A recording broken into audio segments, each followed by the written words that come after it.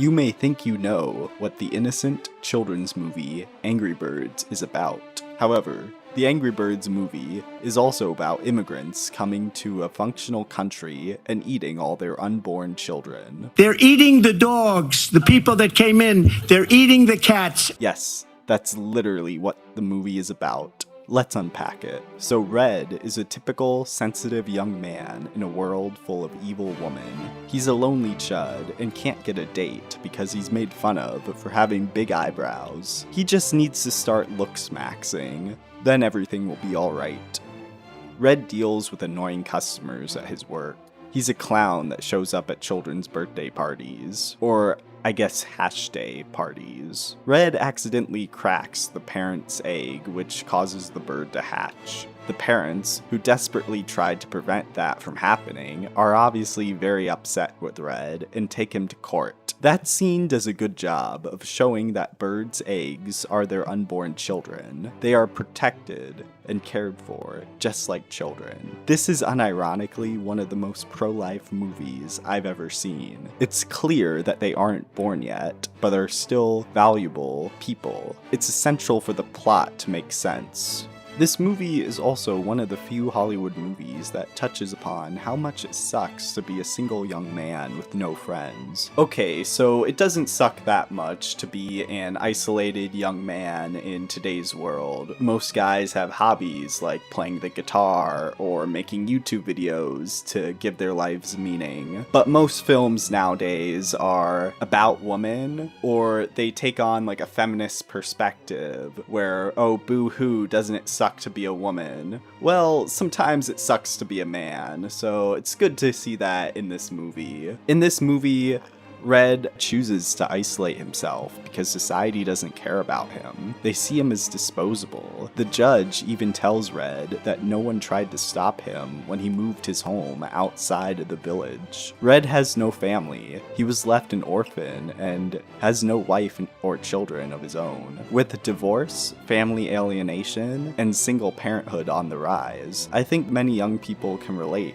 to not having a family they can rely on, and having to forge your own way in life. The lonely road is the only road in today's world. That's not necessarily only a problem the right talks about, but since the left has spent the last decade hating on young men, I think it's a right-wing issue. Red has to deal with the slow bureaucracy of everyday life, and clueless normies who are just happy consuming their goyim slop. Normies who just want to grill and watch sports ball, who never seem to notice that everything around them is getting worse until it's too late. Well, now the bread is getting expensive and the circuses are getting gay. Red has to hide his true thoughts to avoid being cancelled by the PC mob. He's already sentenced to re-education camp for having wrong think, but they call it anger management. Red even makes fun of modern art in this movie. He's such a chud. So these immigrants that are literal pigs show up and destroy Red's house. The judge naively welcomes the two pigs and honors them with a celebration. The leader of the pigs literally calls his cousins stupid and low IQ. He said he brought them over here because they were too stupid to live where they came from, because it was dangerous over there, but on this island, it's safe. He said he was hiding their true numbers to put on a better party for them. Of course, he was definitely not trying to scam them and take their valuable items, and the people just generally accept these low IQ immigrants. They're fine treating them as children. It fulfills the woman's maternal instincts that aren't being used. So, The Camp of the Saints is often described as a racist book, mostly because it is. But it did accurately predict the migrant crisis in the modern-day West. It's a book about Indian immigrants invading France, and that book describes the Indian immigrants in a very similar way that this movie describes the pigs. They don't have feathers? You know, they're just walking around naked, just presenting themselves. I'm looking at all their business here. That part about them I really admire. But I'm not gonna get much into that because of YouTube. The Camp of the Saints isn't really about the immigrants. It's about the native people of France who don't really mind the invasion, or even encourage it. In the book, there's a slogan that won a contest. and people often use. There are no more Hindus, no more French people, there's only mankind, and that's all that matters. In the Angry Birds movie, the judge is saying the same thing, that these pigs are just like the birds. We just have to give them a chance. In the Camp of the Saints, there's a scene where a whole bunch of celebrities, media people, and international NGOs try to give the migrant fleet food and water on their journey. The migrants throw all the food and water overboard. When someone tries to get on the ships to communicate with them, he is murdered. The media covers up the murder. The celebrities say that we just need to work harder to gain their trust, to win over woe. In a similar way, it does not matter how many times the birds try to accommodate the pigs. In the end, they will just look after their own group's self-interest because that's what they think is moral. The pigs have a different morality to the birds. The birds are naive and think that everyone is good just like them, so they treat all people equally and give them the benefit of the doubt. But the pigs only care about their own group. They think it is moral to steal from the birds and give to their own people because it helps them. Also, the Camp of the Saints does a good job at describing how normies don't really seem to care about the invasion. They hear it on the news, but the news has just become entertainment to them because nothing ever happens. They just move on with their daily lives after hearing about it. Then, when it comes close to affecting his life, he suddenly realizes, after 6 weeks of humanitarian delirium, that this Easter weekend has been totally sabotaged, and perhaps even begins to suspect that his other weekends are threatened too, that life will never again resemble what it was before. This is what the normie birds feel like after the pigs steal their eggs. Now Red has to deal with the immigrants blocking the roadways, eating all the food at the buffet, playing loud music while he's trying to sleep. And now there are way too many immigrants on the beach. Red even tells them in a painting to go back where they came from. The judge yells at Red for asking too many questions about why the immigrants are here and how long are they planning on staying here. Why do Somalis claim asylum in the UK then return to Somalia on holiday?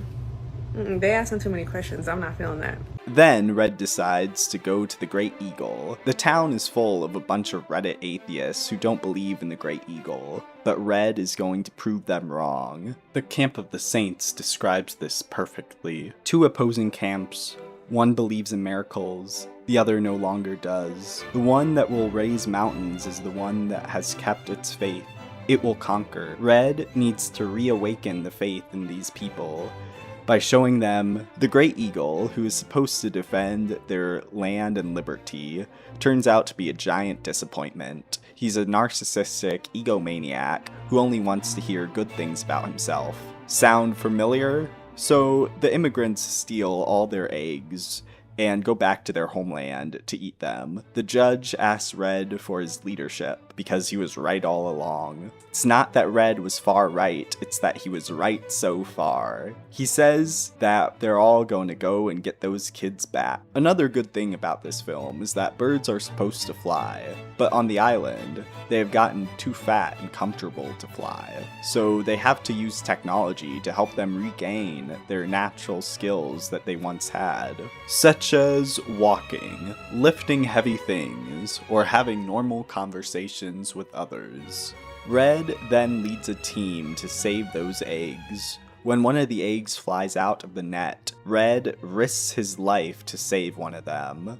This leads to the most touching part of the movie. When all the other parents are getting reunited with their eggs, two parents do not see their egg and start to tear up. But the egg was the one that Red went back to save. It hatched, and they had triplets. The baby birds jump on their mother. Again, this is a very pro-life and pro-family movie. In the end, Red does reawaken the faith of the people by becoming a great moral leader himself. A moral leader in this day and age? Well, would you look at that? Looks like birds really do fly. So is this film really a right-wing masterpiece? No. This film is actually kinda bad, and there are still some left-wing things in this movie. There is this one joke. Oh boy.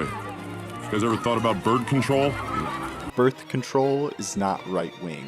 Also, the Great Eagle is supposed to be this religious and tribal leader that people look up to, but in reality, he's just a deadbeat. Most of the people in the village are right not to believe in him, because he does nothing. I think this is a commentary on how religious and political leaders are corrupt and don't do anything, which is objectively true, but that's left-wing messaging. I've gotten into too many debates with people about leaders. I know that people on the right are supposed to blindly trust leaders, and for the most part, they do, no matter how flawed those leaders are. Where I could stand in the middle of Fifth Avenue and shoot somebody and I wouldn't lose any voters, okay? I agree with the message they are putting across about the Eagle, but it is a left-wing message. Also, this just isn't a funny movie. I hate that one peeing joke so much, it ruins the entire film for me. There are some clever jokes throughout the movie, but there are just too many lowbrow jokes that I hate. Considering they're completely implausible, juvenile, and filled with the lowest form of wit, potty humor. People will say that, oh, this is a kid's movie, so of course it has like toilet humor. But I don't think this is a kid's movie because of all the inappropriate jokes. For example, after the pigs take all their eggs, the yellow bird suggests that they just need to replace all the eggs, and that ladies just need to get busy. And all the times the birds say pluck. Pluck my life. I wouldn't show this film to children. I might watch this film again if I have older children, but the chances of me having children are a statistical anomaly. If you like the message of this movie, read The Camp of the Saints instead. I don't want to give the impression that The Camp of the Saints is like this movie. In the book, the French people and their elites have moral doubts because of colonialism and the French sins of the past, so they don't think they have the right to defend themselves. In the Angry Birds movie, the birds don't have any moral doubt, they're just dumb. Also, in the book, there are no main characters that you follow around for the story. Things just kind of happen. All the characters are villains. There is no hero like Red, but it does accurately display the mindset of our current ruling class. Thank you all for watching. Make sure you like, comment, and subscribe so that you will be notified when there's another video. Take care, friends.